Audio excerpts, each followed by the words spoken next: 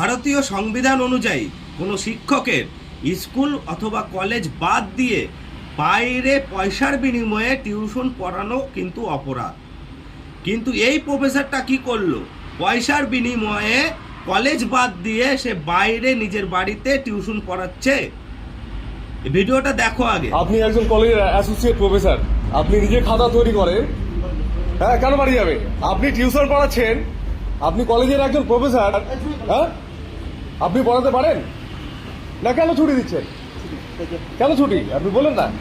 আপনি কলেজে আছেন না, অথচ টিউশন পড়াচ্ছেন, হ্যাঁ কেন বেরোবে? আপনি বলেন না, আপনি বলুন। হ্যাঁ আপনি কি পারেন পড়াতে? আমি সেটা বলছি। আপনাদের ব্যবসা খুলে রেখেছেন, হ্যাঁ আপনার ব্যবসা চলছে, হ্যাঁ ছাত্রদের কাছে 15,000 টাকা করে আপনার নোটসের জন্য চাও, অথচ আপনার কলেজে আপনারা যান না। হ্যাঁ এটা কি ধরনের ব্যবসা আপনি বলুন?